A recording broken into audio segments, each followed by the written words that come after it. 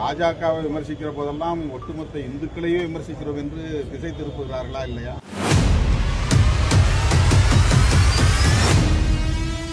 ஆகவே இவர்கள் வெறும் வாக்கு வங்கி அரசியலுக்கான உத்திகளையே கையாளுகிறார்கள். மக்களுக்கு இடையிலே பாகுபாடுகளை உருவாக்குகிறார்கள், மோதலை உருவாக்குகிறார்கள்.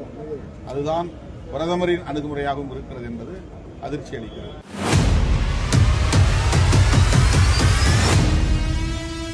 SIR என்கிற சிறப்பு தீவிர திருத்த நடவடிக்கையை உச்சநீதிமன்ற வழக்கு முடிகிற வரையில் இங்கே நடைமுறைப்படுத்தக்கூடாது என்று வலியுறுத்தி விடுதலை சிறுத்தைகள் கட்சியின் சார்பில் கோரிக்கை மனு ஒன்றையும் வழங்கியிருக்கிறோம்.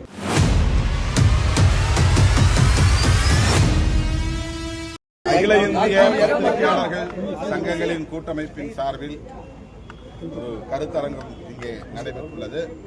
கருணாகரன் அவர்களின் தலைமையில் நடைபெற்ற கருத்தரங்கத்தில் முக்கியமான கோரிக்கை RNI நிறுவனத்தில் பதிவு செய்யப்பட்டுள்ள அனைவருக்கும், பிரிண்ட் மீடியா, விஷுவல் மீடியா உள்ளிட்ட அனைவருக்கும் அடையாள அட்டையை தமிழக அரசு வழங்க வேண்டும் உள்ளிட்ட பல்வேறு கோரிக்கைகளை வலியுறுத்தியுள்ளனர். இந்த ஜனநாயகபூர்வமான கோரிக்கைகளை தமிழ்நாடு அரசு பரிசீலிக்க வேண்டும், அனைவருக்கும் அடையாள அட்டை வழங்குவதற்கு முன்வர வேண்டும் என்று விடுதலை சிறுத்தைகள் கட்சியின் சார்பில் வலியுறுத்துகிறேன். இதனை உரிய அமைச்சர் மற்றும் முதலமைச்சர் ஆகியோரின் கவனத்திற்கு எடுத்துச் செல்வேன் என்பதையும் தெரிவித்துக் கொள்கிறேன். பீகாரில் வாக்குகளை பெறுவதற்காக பாஜக இத்தகைய அரசியலை செய்கிறது. பிரதமரே இப்படி பேசியிருக்கிறார் என்பது அதிர்ச்சி அளிக்கிறது. பீகாரை சார்ந்தவர்கள் தமிழ்நாட்டில் ஏதாவது புகார் அளித்தார்களா? அப்படி ஏதேனும் பதிவாகி இருக்கிறதா? அதற்கு ஆதாரம் இருக்கிறதா என்று தெரியவில்லை. பீகார் மட்டுமல்ல, பல மாநிலங்களிலிருந்து வட மாநிலத்தவர் ஏராளமானவர்கள், லட்சக்கணக்கானவர்கள் கோவை, திருப்பூர், சென்னை போன்ற பகுதிகளில் புலம்பெயர் தொழிலாளர்களாக பணியாற்றி வருகிறார்கள். அவர்களுக்கு இங்கே எந்த பிரச்சனையும் இல்லை. எப்படி இவ்வளவு பெரிய அண்டப்புழுகை, ஆகாச புழுகை ஒரு பிரதமர் தேர்தல் ஆதாயத்திற்காக பேசுகிறார் என்ற கேள்வி எழுகிறது. இது எவ்வளவு ஆபத்தான ஒரு அணுகுமுறை என்கிற அச்சம் மேலெழுகிறது. தமிழ்நாட்டிலே அப்படி ஏதேனும் வழக்குகள் பதிவாகி இருக்கிறதா என்ற ஆதாரத்தை அவர் காட்ட வேண்டும். இது ஏற்புடையதல்ல.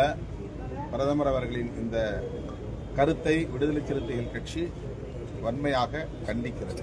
பாஜகவை விமர்சிக்கிற போதெல்லாம் ஒட்டுமொத்த இந்துக்களையே விமர்சிக்கிறோம் என்று திசை திருப்புகிறார்களா இல்லையா? தமிழ்நாடு மட்டுமல்ல, இந்தியா முழுவதும் RSSஐயும் BJPயையும் அவர்கள் செய்கிற மதவாத அரசியலையும் விமர்சிக்கிற போதெல்லாம் அப்படி விமர்சிக்கிறவர்களை இந்துக்களின் விரோதிகள் என்று தோற்றத்தை ஏற்படுத்துகிற முயற்சியில் இவர்கள் ஈடுபடுகிறார்கள். பிரதமர் பேசியிருப்பது திமுக என்ற பொருளில் பேசவில்லை, அப்படி எங்கும் பதிவாகவில்லை. தமிழகத்தில் பீகாரிகளை துன்புறுத்துகிறார்கள் என்றுதான் சொல்லியிருக்கிறார். அதே நேரத்தில்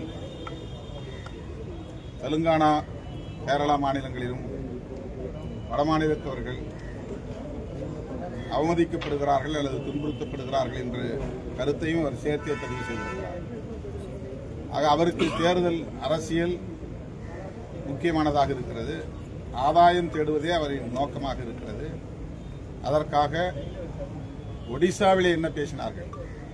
ஒடிசாவிலே போய் ஒடிசா மாநிலத்தை ஒரு தமிழன் ஆட்சி செய்ய நீங்கள் அனுமதிப்பீர்களா என்று கேட்டார்கள்.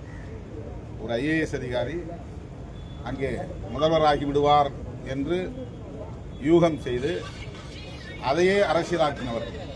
தமிழ்நாட்டுக்கு வந்தால் தமிழ் பெருமையை பேசுகிறார்கள், தமிழர் பெருமையை பேசுகிறார்கள், பாரதி கவிதையை மேற்கோள் காட்டுகிறார்கள், திருவள்ளுவரின் குரலை எடுத்து பேசுகிறார்கள். ஒவ்வொரு சாதிக்கும் தனி பெருமை உண்டு என்று சாதி பெருமைகளை பரப்புகிறார்கள். இப்படியெல்லாம் தமிழ்நாட்டிலே அரசியல் செய்யக்கூடியவர்கள் ஒடிசாவிலே போய் ஒரு IAS அதிகாரி தமிழ்நாட்டை சார்ந்தவர், அவர் ஒடிசாவை ஆளுவதற்கு நீங்கள் அனுமதிப்பீர்களா என்று அமித்ஷா போன்றவர்கள் எல்லாம் பேசினார்கள்.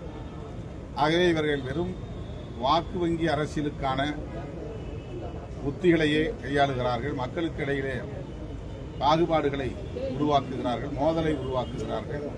அதுதான் பிரதமரின் அணுகுமுறையாகவும் இருக்கிறது என்பது அதிர்ச்சி அளிக்கிறது.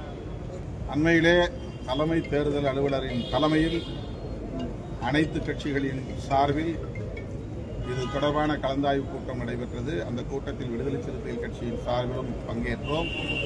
SIR கூடாது, அதை இங்கே நடைமுறைப்படுத்தக்கூடாது. உச்சநீதிமன்றத்திலே வழக்குகள் தொடுக்கப்பட்டுள்ளன. திமுக, VCK ஆகிய கட்சிகள் தொடுத்த வழக்குகள் இன்னும் நிலுவையில் இருக்கின்றன. எனவே SIR என்கிற சிறப்பு தீவிர திருத்த நடவடிக்கையை உச்சநீதிமன்ற வழக்கு முடிகிற வரையில் இங்கே நடைமுறைப்படுத்தக்கூடாது என்று வலியுறுத்தி விடுதலை சிறுத்தைகள் கட்சியின் சார்பில் கோரிக்கை மனு ஒன்றையும் வழங்கியிருக்கிறோம். அங்கே பாஜக தரப்பில் SIR வேண்டாம் என்ற கருத்தை சொன்னதாக தெரிகிறது. ஆனால் பீகாரில் நடந்த தில்லுமுல்லு அது பற்றி பேசுகிற போது அவ்வாறு நடக்கவில்லை என்று அதற்கு வக்காலத்து வாங்குகிறார்கள். திரு ராகுல் காந்தி அவர்கள் அதை ஆதாரங்களோடு அம்பலப்படுத்தி இருக்கிறார். தேர்தல் ஆணையம் பாஜகவின் கைப்பாவையாக மாறியிருக்கிறது. பாஜகவுக்கு எதிராக வாக்களிக்கக்கூடியவர்களை எல்லாம் வாக்காளர் பட்டியலிலிருந்து நீக்குவதற்கான ஒரு உத்தியாகத்தான் இந்த நடவடிக்கையை அவர்கள் பயன்படுத்துகிறார்கள். இது தமிழ்நாட்டுக்கு மட்டுமல்ல, ஒட்டுமொத்த தேசத்திற்கே ஆபத்தானது.